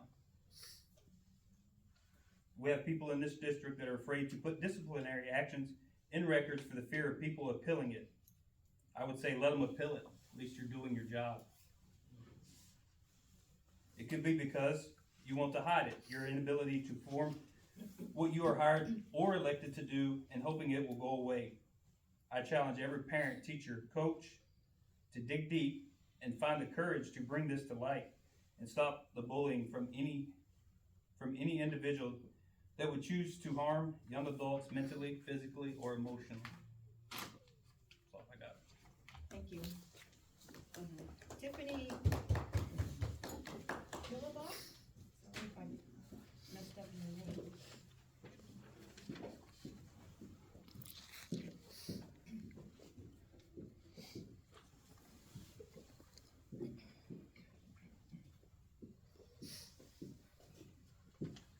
Hi, Tiffany Gilsbach. Happy Victory Monday for those of you who are Detroit Lions fans on a lighter note. But I'm actually here for a very simple thing that's completely in your power tonight to do something really good about. And that's about the appeal that's on this agenda tonight. You called her name out in front of everybody, Lori Gardner. She has been in the district for over 16 years, and in all 16 years that she's been here, she has never had a poor review, has never been addressed at a board meeting as a person of interest, of unfortunately disgusting things that have resulted in very horrific tragedies. She has earned awards nationally. I mean, she's done wonderful things. You know she's a great teacher. You know that the kids love to be in her class, and you know that she has incredible classroom management. I can speak to that because I subbed in her classes. I spent most of the 2021 school year being a full-time building sub, and I loved it. And I can tell you that there are teachers there, and you know who they are, I don't need to say their names, who do struggle with classroom management, and they are not Lori Gardner. So Lori's been struggling. Of course, last year she had issues from the beginning of the school year with a couple of boys that were in her class. Knowing that she needed to advocate for herself and for her ability to be able to maintain a disciplined classroom so that the other students weren't losing out because of these two other students, she reached out not once, not twice, not 3 times, but over 30 times in writing to the staff, to the administration, to the board. I need help with these boys. And they didn't do, they being those who received these emails, take the appropriate action to remove these kids or to ensure or to hold these kids accountable for their actions, to give Lori the freedom to be able to do what she does best, and that's implementing incredibly creative, engaging opportunities for students to learn at their highest levels. And unfortunately, as a result, there's some issues now that result in what we would like to call as a program improvement plan. And to me, the crime does not fit the punishment at all. These boys caused the problems, they caused the disruptions, and she was asking for help. She didn't get the help that she needed. Without putting other things out there that are not necessarily everyone else's business, but she was out of school for a period of time, and upon her return this year, I was hoping she could move forward, have a good year. She was really actually excited about being able to turn over a new leaf. And like every educator, they had to fill out their goals and their expectations and everything for the school year, and she was asked to do that as well.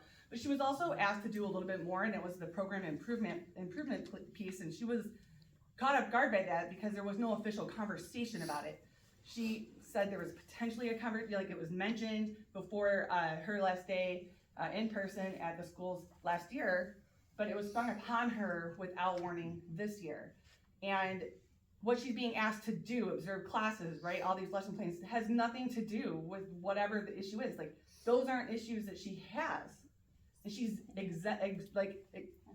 displayed exemplary, like, skill in all of those areas with the way that she presents to her classes and to her students, and the way that the students respond to her, and the grades that they get, and the way that they seek her out and they want to be in her class, and that her classroom provides that stuff. So you have the ability to do something so simple tonight and end on a really high note, and that's just to say, you know what, let's just wash our hands of this, because my other question to you is, if you don't do that, then what is in it for you?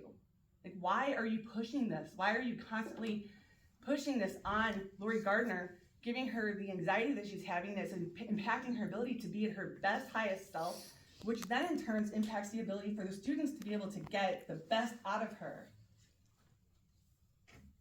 We all know when we are at our wit's end and we're constantly feeling we're having to defend and deflect ourselves, that we can't be our best selves.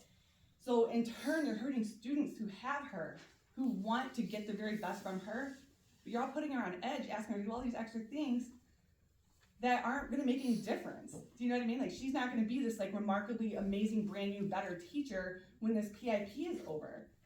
She's always trying to be the best version of herself, intrinsically. So I'll leave it at this. You have the opportunity to just very simply say, look, let's just start a clean leaf. We all know it's been rough with that particular situation.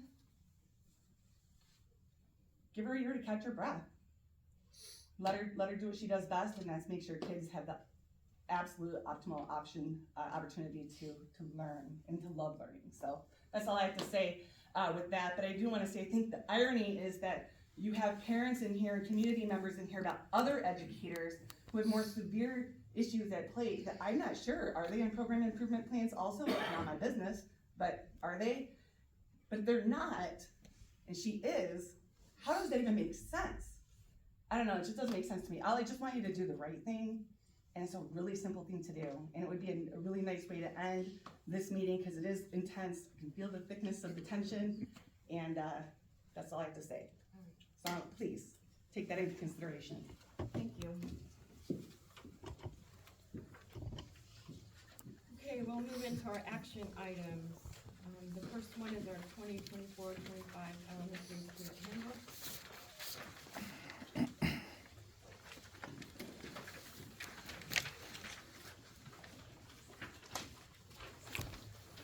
Per administration's recommendation, the Board of Education approves the elementary student handbook for the 2024-25 school year. A motion is needed. So moved. Support. Are there any comments and questions regarding the handbook? All in favor, please signify by saying aye. Aye. Opposed? Motion carries. For the administration's recommendation, the Board of Education approves the secondary student handbook for the 2024-25 school year. Support. Any comments or questions? I'm sorry, we can't hear you again. Yeah. Any comments or questions? You can upset all you want, it's not our business. All in favor, please signify by saying aye. Aye. Per the administration's recommendation, the Board of Education approves the July TRUM policy update presented at the August 26, 2024 meeting. Support. Are there any comments or questions? All in favor, please signify by saying aye. Aye. Opposed? The Board of Education rejects the appeal of the 2024-01 complaint.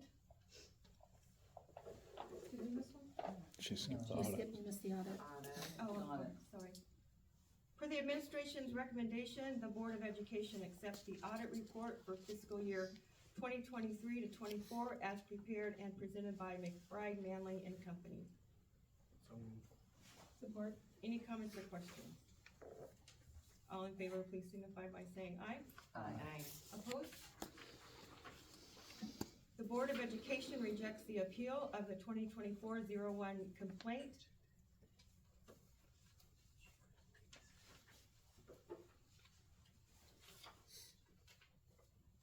A motion is needed. So moved. Support. Are there any comments or questions? I have some questions. Okay. What was Lori's evaluation last year? Did she receive effective or? I mean, I will, It was effective, Suzanne. Yeah, no, I know, I was looking to see. And it's if- been effective all along, except for the first year you were my principal. You also gave me minimally effective then. So, to answer your question, which I think you are asking, is why the performance improvement plan is being discussed. Right. And I'm gonna ask John Demick if you could please answer that question as to why the performance improvement plan with an effective evaluation was. So you're gonna do this right now in front of everybody? Yeah, that's not okay. Push me all around since the beginning. You were given an opportunity to request to go into closed session, When and did you were you, given when an did you give opportunity her to that address the opportunity? board. Cause it's nowhere on here that you gave her the opportunity. I No, spoke with you- her directly. No. Is that the Yes. time No you were writing. telling them not to You didn't email put the it in whole writing. board, just You're to just gonna email you? say that you did it? Tell them about that, Jeannie Frank. Come on. Tell them about how you didn't want her talking to the whole board just to go through you. Jeannie Frank. I would like to set up a meeting with Suzanne and all of you, so I can call Suzanne out on all of That's her. not how this works. Oh, but this is how it works. Okay, Thank God you're gone. unreal. True. Yeah, this isn't okay. You know, Fucking the witch hunt. NWA, like the NEA, like. It's all retaliation. Retaliation and harassment, bullet points after everything she's been through. I know you have lawyers. I personally feel like you guys are setting her up to fail, that if she doesn't comply, then you're setting yourselves up so you don't get a wrongful Would the board termination like suit. to go into closed session? Yes. Can I get a motion to go into closed session? So moved. You can't do that. Be careful, you'll get accused of harassing somebody. Yeah, she already is, we know that. Do you wanna go into closed session, Lori? This is up to you. Right now? You can't do that. You can't do that. Jesus Christ. You can't do that. She can request to go into closed session at the meeting. She was told that. Dustin, get away from me. I'm listening to all the facts, and as you people said, there are things that we can't discuss. And now you're in my space, now we're all just a bunch of fucking losers. I'm sick of it, Dustin. Why can't we all get along and work together? Because you let her retaliate. You and you guard her like Me, her fucking me. life. Oh. And you know she does. Lori, do you wanna go into closed session? Yes or no? Can she bring who she wants? Where's her union representation? Yeah. Oh, Suzanne Right. Corner's her union representative in the This has hallway. already gone threatens her. through all of Yeah, that. that's gone through the whole process. Where we are right now This is is a according joke. to our board policy 4104, when an employee appeals a determination, the appeal will be forwarded to the board or designee for consideration and action. The board or designee, in consultation with legal counsel, will take appropriate action generally within 30 calendar days after receipt of the appeal. Right. You need to table it. Right. I think you should table it. I'm not Yeah, tabling table it. Let's get some new board members in here. Yep. Table it. Table it. Table it. Please table it. She doesn't have any We have union a motion on the representation. table. Which is, I don't even know where we're at now, what is the Going motion? into on the closed table? session. Is she, No, we can't go into closed session unless Lori requests it. I'm not ready to go into closed session. When did she receive You're gonna have to notification walk that into it was on the agenda?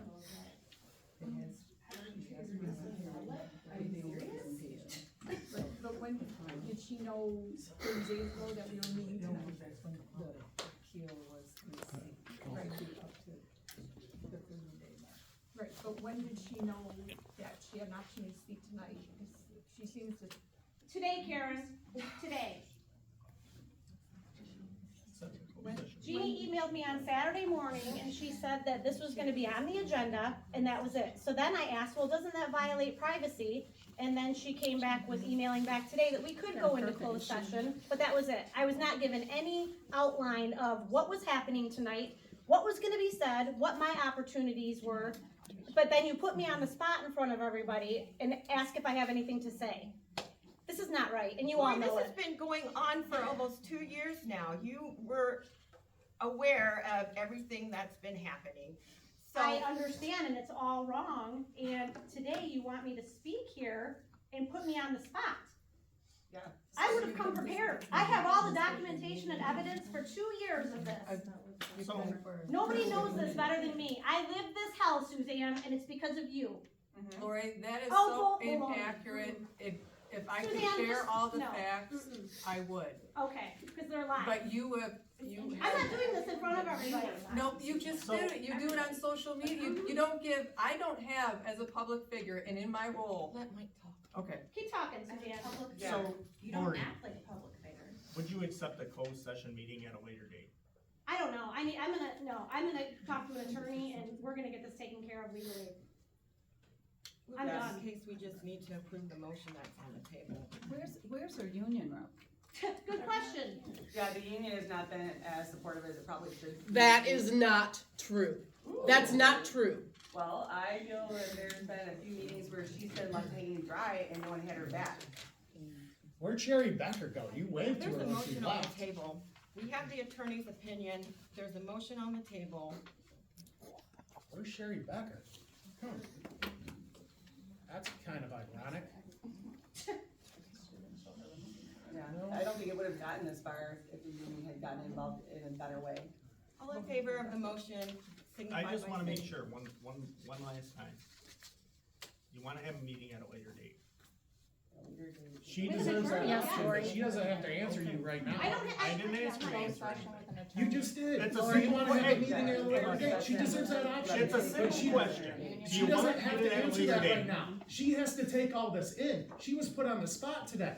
Yeah. With all the No. respect in the world, Dustin. she was put on the spot today. Dustin. Give her some time to process That's this. what I'm- that's This what is I'm her asking. life. Okay. This is her career. That's a master. You guys, you Enough, gotta understand. Dustin. She has so much passion for this district, her teaching, everything. You go out in the community, you talk about Lori Gardner, and you come back with nothing but good shit, man. Hey, Dustin. It's all good, just give her some time You to had your process. moment to speak. When you Yeah, I agree, know. when you agree, And I'm gonna stand up for what's right, too. when you agree that I just said. Yes, One you more just, time? you just asked her, more time. just Yeah. give her, she I doesn't said- have to answer that right now, just give her some time to process this. It's a yes Put it answer. in I writing. just wanted to say it. Put it in writing and then she can give it to an attorney. Well, I think She there's should a just ask motion. for more time so she I can. think he's Right. trying to ask if she wants more time. Right. There's a motion on the table. If now he's we're asking trying if to she's set got it. more time, I would Lori, say you want probably more yes, time. absolutely. Let's have her I- answer. Are you I- speaking for Lori? Lori, do you want him to speak for you, or do you want to answer Mike's question? I can't even hear. Well, we're talking loud enough, so. Well, everybody else is too. I can't. Could've had a central office with microphones and we'd be all set. Can you You just don't. agree? It's the whole thing, you don't want this Closed session stuff meeting. out there. There's a reason it's at this high school today. Not shocking. Okay, yeah, I guess we'll do a closed session with my attorney and your attorney. Okay. I'm done messing around. I don't deserve any of this and you all know it. Okay, All so know it. at this time, we're not gonna agree to anything. We're just gonna table the item and, we will readdress it This is and about to we get will be big. in touch. So, This is gonna be huge. You don't know what kind of army they're okay, starting so right now. I don't know if rock I and need a roll. motion to table this or not, but I'm just gonna ask for a motion to table this. Support. Any comments or questions? All in favor? Aye. Aye. Okay. All right, then we are adjourned. Wow.